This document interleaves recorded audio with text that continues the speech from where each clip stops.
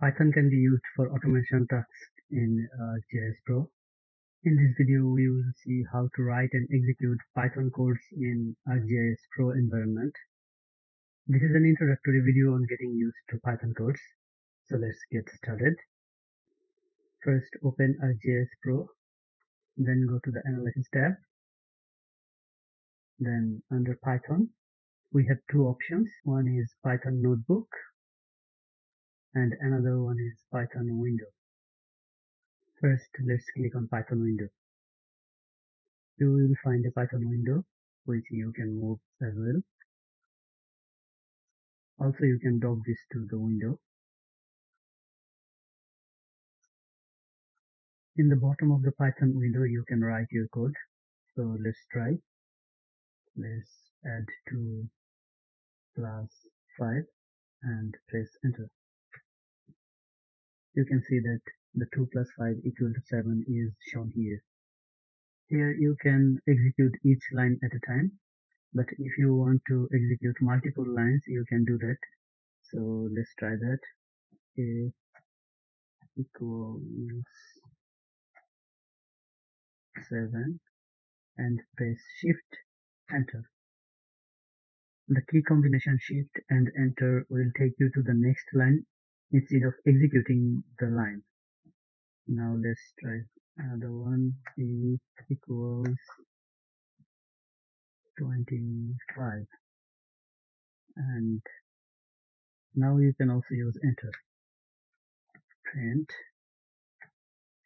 A plus B. When you are done with writing your code block, press Ctrl Enter to execute the full block. You can see that it's written 32. That means it's executed. But most convenient and interactive way of using Python code in ArcGIS Pro is Python Notebook. Let's try that. Close this one. Click on the bottom arrow beside Python and click on Python Notebook. As Jupyter Notebook has been opened, here we can write our codes in the cells. This is more convenient way to write code blocks in Python. So let's try this. Let's write the equation.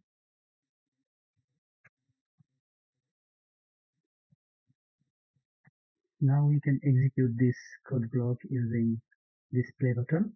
We can also use shift enter for execution of this cell. Our cell has been executed and the result is shown here. Here is a top toolbar. Here are some tools. We can use this. With this plus button, we can add cells like this. And the next one, the cut this cell. We can use this to cut a cell. Next one is used to copy the cell. Let's select this one, copy, and the next one is paste. You can click the paste and you see our cell has been copied and pasted. You can also duplicate cells by clicking on the cell and this duplicate icon. Create a duplicate of this cell below.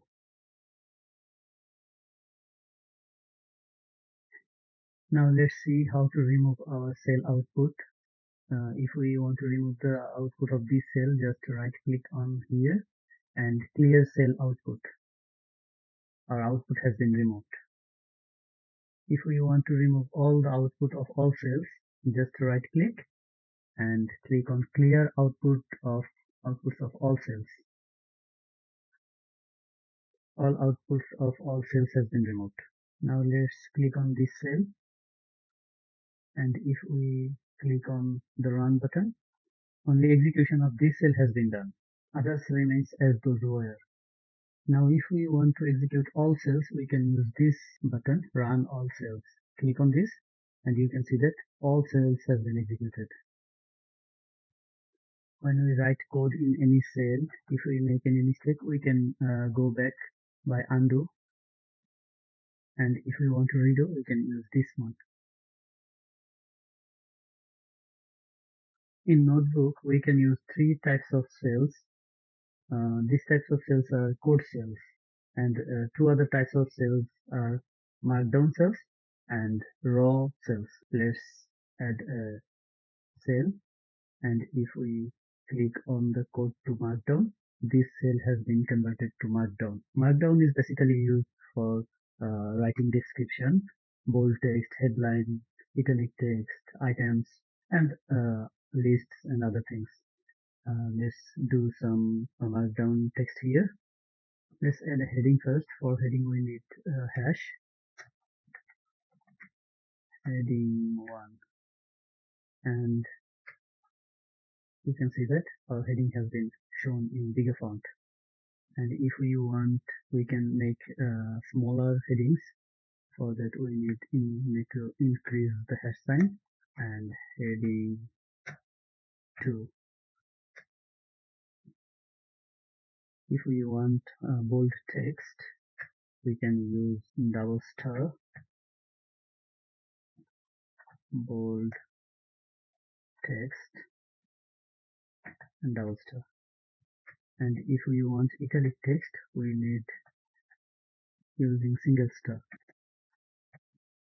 And if we want another list, we should use this dash item 1, item 2, item 3, and let's execute. For making any description or explanation of code, we use this markdown. Let's add another type of cell and convert it to raw.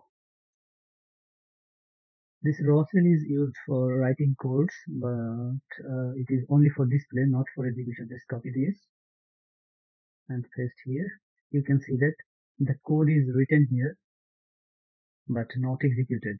These raw cells are usually used to display code examples to viewers. And at the right of this toolbar, there is a button called Open Command Palette. Here you can find all the commands that are used for execution and other things, copy, paste, and other things in Notebook. You can also see the shortcut commands here. This is really convenient when you do fast coding. Here are also some tools in the cells. Let's click on cell, and you can see that there are some tools. The first one we have already used. This is for duplication. And the second one, move cells up. If we click this cell will be moved up. If we click on this, the cell will move up. Let's click this, and you can see that the cell has been moved up. And we can use the move down button. And there is another tool that is insert a cell above. If we click on this, code cell will be added above this cell. And the next one is for addition of a cell below this cell. And the last one is to delete. We can delete conveniently from here. Now let's see an example. We will make a sample pie chart. Sample pie chart example. First, let's import the pie plot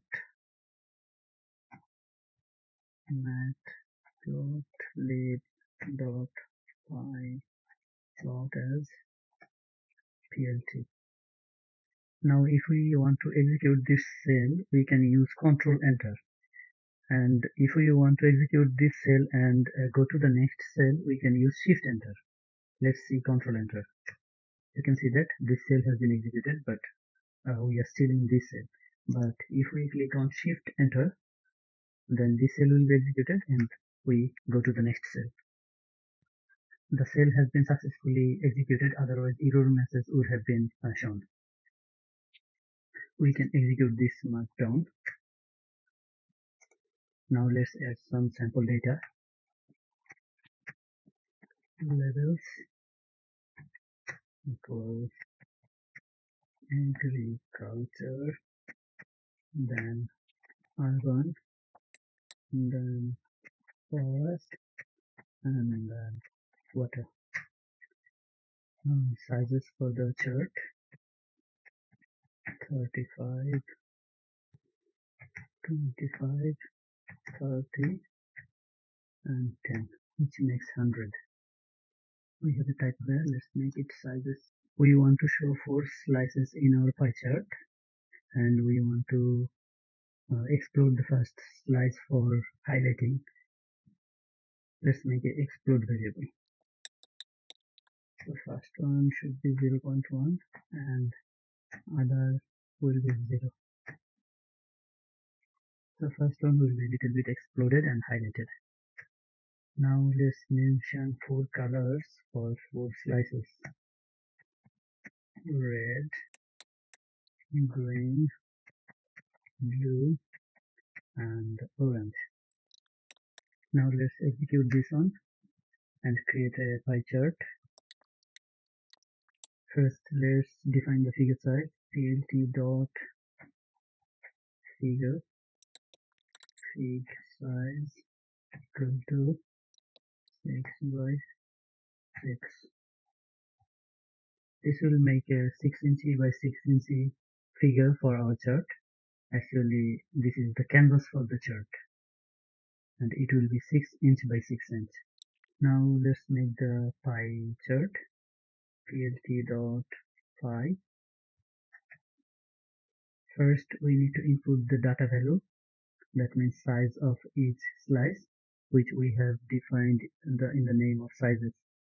So sizes. Then we need to provide labels parameter. We used labels for this one. And then colors parameter. We also used colors for this one. Then colors parameter, which define colors for each slice. We used colors for this one. Then explode, which specifies how much each slice will be pulled up from center. We use explode for this one. Then auto PCT, this is used for showing percentage. We want to format this for 1 decimal place. For that, let's %%. Within the %%, we need to insert 1.1 float value and another percentage for showing %. And finally, the start angle. This is used for rotation of our pie charts. Let's make it 130 degrees. You do not have to write the degree symbol here. And now let's make a title for our chart. Land use distribution. Now let's show the plot. The plt.show command basically displays the chart, but in Jupyter Notebook environment, even if we do not use plt.show, it will display. But for other Python IDEs, we need to use the plt.show. Now let's execute this code and see what happens. Oh, you can see that our chart has been generated, and it looks very nice. You can do a lot of things with using Python codes in ArcGIS Pro. In our future videos, we will explain some of important tasks with Python.